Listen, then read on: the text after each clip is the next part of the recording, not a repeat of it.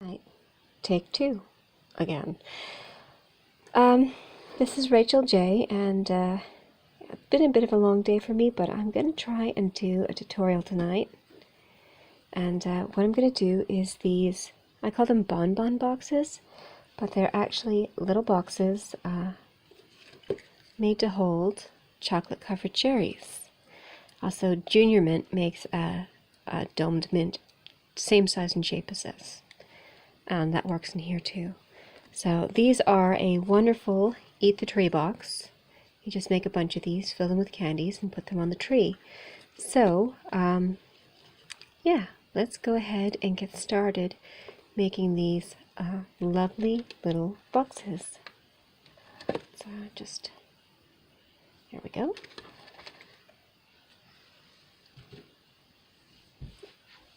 Alright, first up, here's my template. Now this box is a 1 1/8 by 1 1/4 by 1 1/4 box. And I've already got my paper cut. This is a 3 1/2 by 5 7/8 piece right there. I had to double check. And we're going to go ahead and score. Now, a paper like this is directionally orientated. You want the letters to be facing you so they're in a readable position, not upside down when you're going to open the box. So the bottom is the top. For any paper that you want in a specific direction, like something with words, bottom is the top. So we're going to start up here, and I'm going to adjust that away from the sidewall just barely a hair, and then I'm going to score at 1 1/8, rotate it flat against the sidewall, 1 1/8, and then here's the top down here, so hair outwards that way, down here, 1 1/8, and again flat against the sidewall, 1 1/8. Now next up is this 1 1/4 inch panel, so that is 2 3/8 inch in. Flip it round, 2 3/8. I like to keep it simple.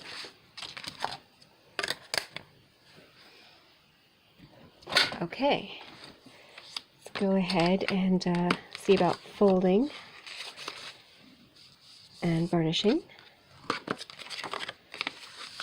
Now, when you are doing the fold and burnish, if you find your crease is ever so slightly off, like one edge is a smidge high, you know, this way and that way, you can actually forcefully adjust them, force your paper to line up, and then burnish it after you've aligned it, and that will fix your little error. And there's the heater again. Okay, so panels 1, 3, and 5 get trimmed down because that's where I put the tape. And what I like to do with this is, because it's so long, that's why I trim it down, I don't want overlapping, I punch little embellishments out of it. So, you know, those little scrappy bits you cut off are just going to be thrown away, so why not get an embellishment you can use on the box later. So 1, 3, and 5. There we go.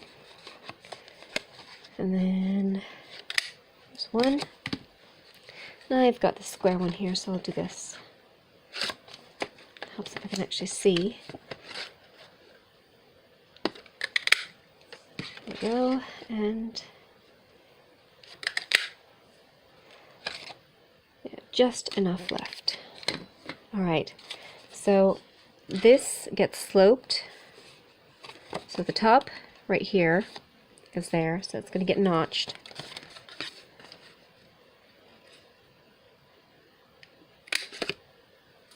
A bit deeper, I think, just a little bit. There we go. Alright, so the top is going to get sloped down, or up, up, and down. And I will slope the outer ones.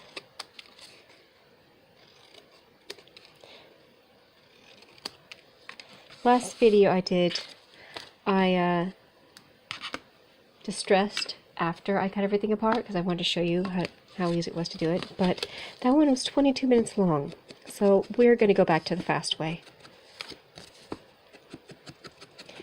Distressing before you cut all your tabs apart, and that means all you have to do is a little bit of touch-up later.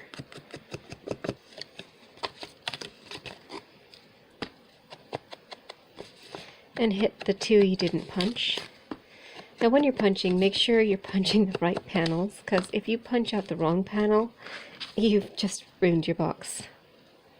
Trust me, you feel stupid when you do that. Actually, we're going to do this first. Alright, so, cut this inward.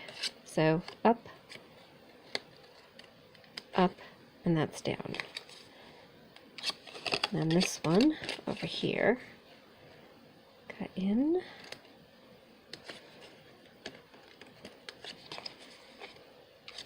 Alright, so that's up, up, and down. So I'm just going to fold these in real quick, flip it up, and I've got a corner rounder here.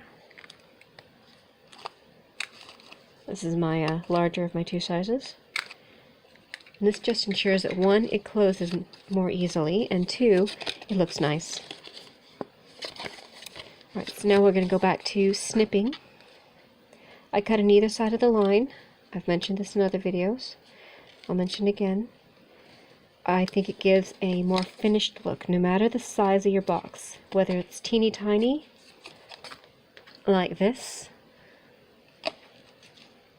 or bigger, like this, or bigger still, like that one. I cut on either side of the line because it gives my box a better look. Having the end of the crease peek out at you from the edges of your box just spoils it. It does. You're going to put that much effort into it. You want it to look good. Okay, so we're just going to trim this tab 1, 2. We'll look at these after we cut them apart. Kind of random. I'm very tired. 11-hour workday tends to leave you tired. Alright, so back to it. So if you're smart, unlike me tonight, you will cut all your tabs apart and then trim up your tabs that tuck in.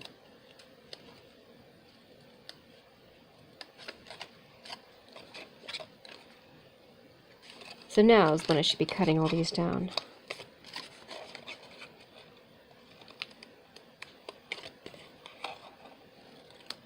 Okay. Just scoop all of this out of here. There we go. And now, touch up. So you get the end here. Get heavily around the notch, because on a box like this, the notch would get a lot of usage. And we're going to get those really well.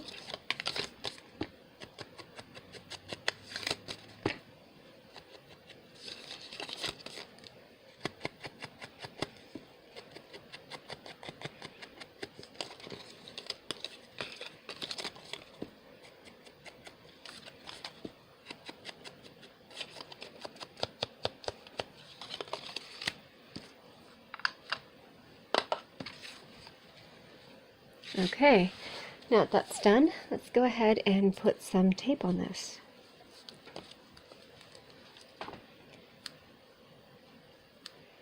So hopefully the second attempt at doing a video on this one will work. I've had good luck on the number 2 attempt and the last couple I've done, but not all of them. There was one I had to do 5 times. I gotta tell you, after you've done a box 5 different times on camera, you kind of get sick of making that particular box.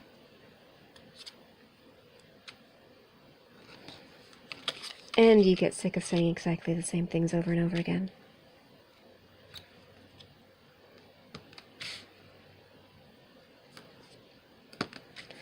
Okay, I use tweezers, and I prefer an open resting state to my tweezers rather than closed, because this wants to release what you're working on, which for tape and embellishments is excellent.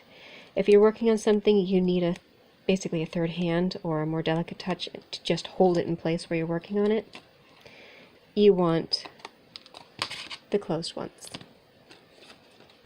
So for these, I recommend tweezers that sit in an open position. Okay, so I always start at the bottom, and I do the bottom first, and then I wrap the top around the bottom. I find that gives me an excellent fit every time, even if I've made the top ever so slightly small, which I tend to do about every 5th box. I don't know why, it just happens. I can adjust for that by fitting the lid around the box and make that little issue go away. But when you flare slightly away from the sidewall on the top, what you've chosen to be your top, you generally don't have that problem. However, if you don't flare it, or you're not sure which side's going to be top so you don't do that, it can still happen. Okay, come on, come on, there we go. Okay, and I have my box. Ta-da! Now, I forgot to punch a hole out with my hole puncher, and it's a bit too late to do that now. So here's a little trick for putting a hole in it for the string after you've made it. Very tiny snip in and cut a triangle.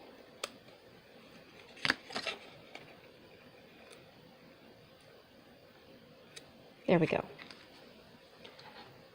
Okay, here's a little string with a bead on it. And we'll go ahead and put our cherry in it now, and our little... Thought I'd chip my nail again. Really getting tired of chipping my nails. I wear latex gloves at work, and latex gloves for 10 to 11 hours a day do evil things to your nail polish. Just saying. Okay. Alright, so this is 3/4 of an inch band, and that works really well for this size box. I'm doing the top section. I really like to fit the bands around the box rather than, you know, do it by measurement, because I find that every once in a while the box is just slightly off from the others, and the belly bands end up not being interchangeable. It just sometimes works out that way. Don't know how, but it does. Okay. Right.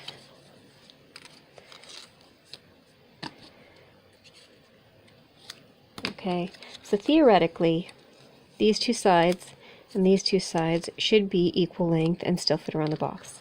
But like I said, every once in a while something doesn't measure out right, and it doesn't always work. So we're going to try this time and hope it works.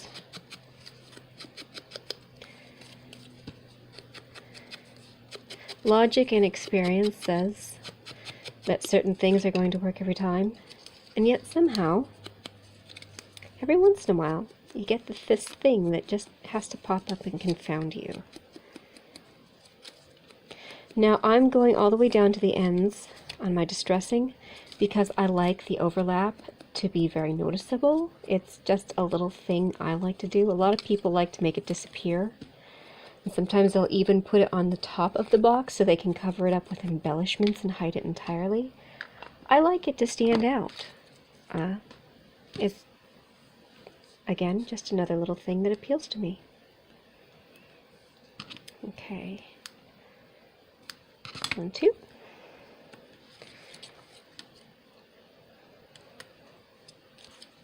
That's the one. Okay. Alright, so top side of one, underside of the other. Peel them both.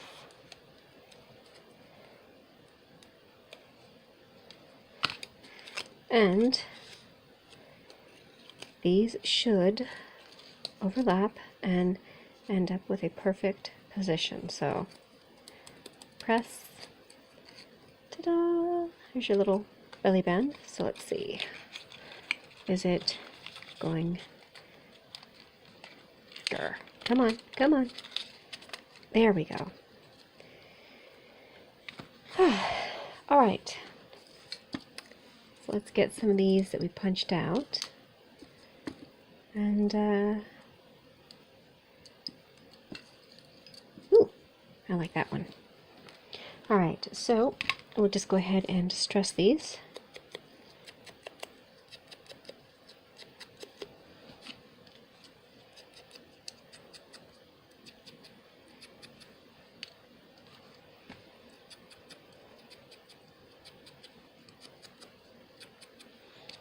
There we go.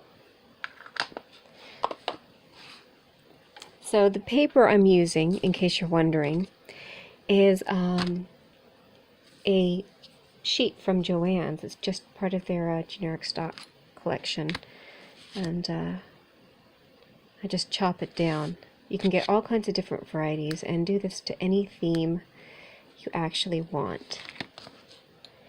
And for the belly band, I'm actually using a plain old manila file folder. Those probably aren't acid free, which is why I only use it for things like boxes and stuff like that. But